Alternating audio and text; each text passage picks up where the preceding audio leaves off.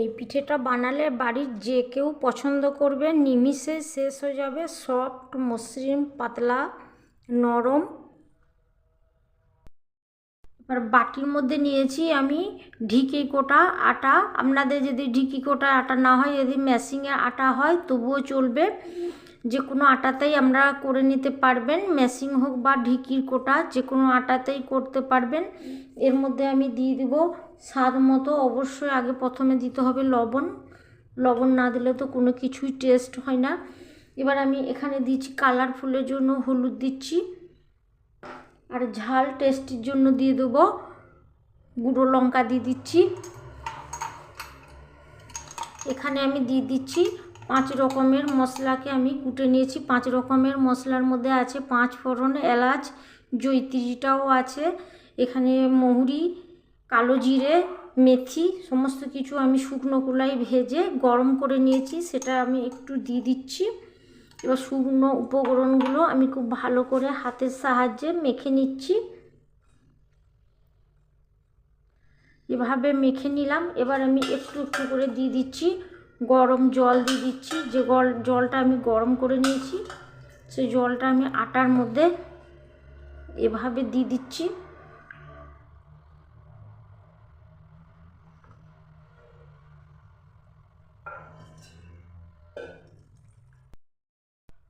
একটু একটু করে জল দিয়ে ভালো পাতলা একটা ব্যাটার তৈরি করে নিয়েছি।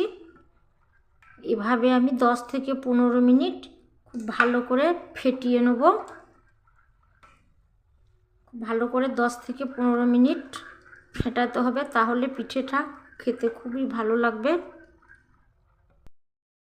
এবার আমি এখানে একটা ননস্টিকের কড়াই বসিয়ে দিয়েছি। আমি কড়াইয়ে করব, কড়াইয়ের সুবিধা আপনারা ননস্টিকের চাটুতে করে নিতে পারেন বা লোহার চাটুতে করে নিতে পারেন। যেটা তেল দিলে সেই তাওয়াতে করবেন, তাহলে খুব ভালো হবে, পিঠেটা উঠে যাবে, লেগে যাবে না তলে।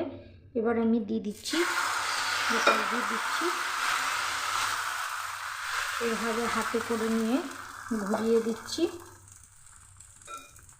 দেখুন বন্ধুরা, দেওয়ার সঙ্গে সঙ্গেই কত সুন্দর হয়ে ফুলে উঠছে।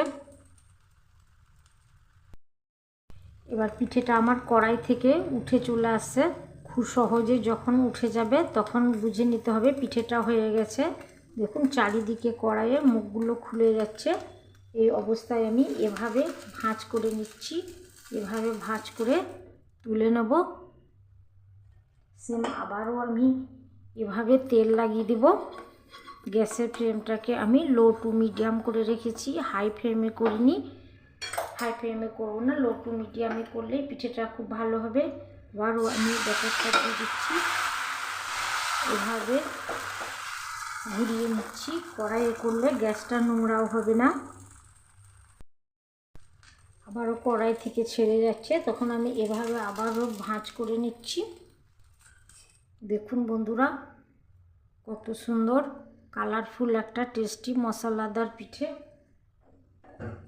আমি আবারও তেল লাগিয়ে নিচ্ছি।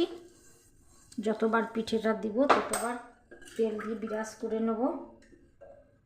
বেটার দিয়ে দিচ্ছি, এভাবে ঘুরিয়ে নিচ্ছি। এভাবে আমি সবগুলো পিঠে করে নিচ্ছি।